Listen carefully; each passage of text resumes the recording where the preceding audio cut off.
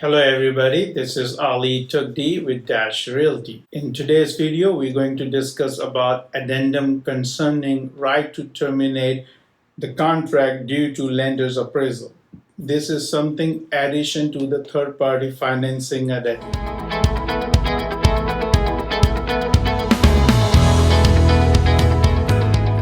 This addendum is only used if you already using a third-party financing addendum and is a conventional loan.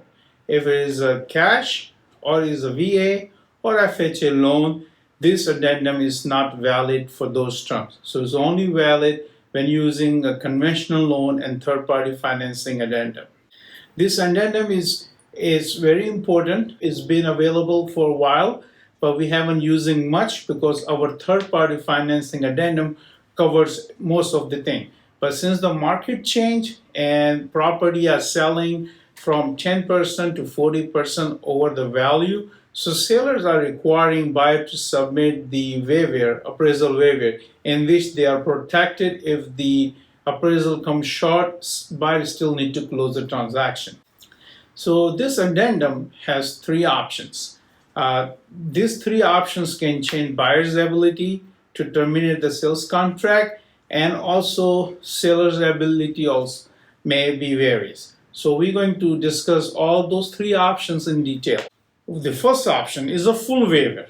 So full waivers mean that the third party financing addendums giving a leverage or contingent with the appraisal. Now there's no contingency of appraisal. If the appraisal came 10% short or 20% short, then the contract price, buyer has to cover this shortage and do the closing. They cannot terminate the contract if they sign the full waiver and their earnest money is on stake. So there are few options if the appraisal comes short. Number one, just come up with the cash, whatever the shortage. Number two, the lender may get creative and change the loan to value ratio or change your equity. So if the buyer having a 20% equity as per contract, but they may change it to the 10% equity or 5% equity. But this also change their monthly payments. So I strongly recommend if the buyer choose this option of full waiver, they must have a conversation with the lender on the different scenarios, so they know what they are getting into it. The partial waiver is in between options that both works for the seller and the buyer. And the example is if your comps or the list price shows a property at $300,000 and your buyer wants to put an offer at $320. So the partial waiver is like you can put X amount of dollar, say $310. So you put the $310 in the option number two, means if the property appraised less than $310, then buyer has the right to terminate the contract.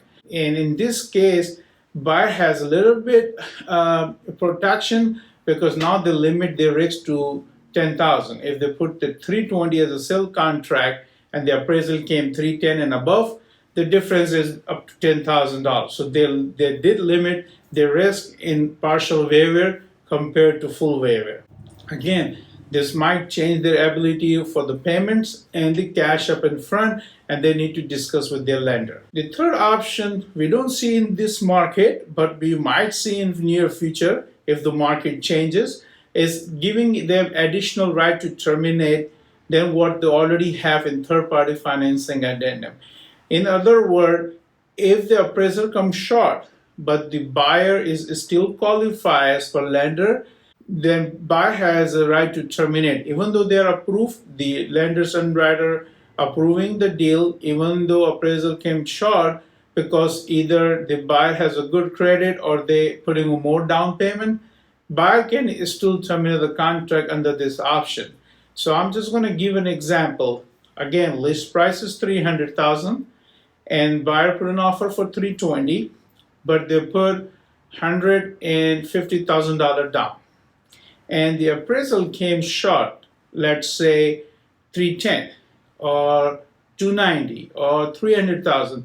The lender can still approve the loan because they are already putting 40% down payment. But if you put certain X amount of dollar in option 3, for example, 300,000 or 290, and if the appraisal comes below than that number, even though buy is already approved because they are putting a lot of equity, they can still terminate the contract.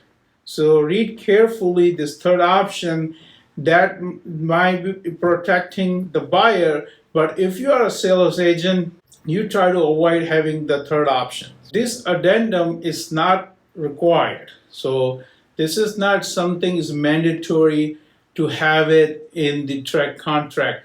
For example, most of the 1-2 family tract contract, they need third party financing if the transaction is contingent of financing.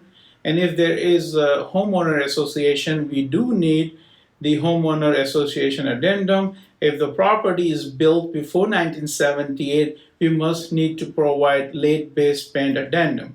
But this lender waiver addendum is not necessary, it's not required. Is we only use if the buyer or seller want to use that addendum, but it's not mandatory. Maybe you are watching and you're not the real estate agent, you may be a potential buyer or the seller, or you're looking to sell your home or purchase your home. Please contact our office at 512-970-6493 or visit our website dashrealty.com, and we will connect you with one of our experienced agents to help you in your all real estate need. Thanks for watching this video. Have a good day.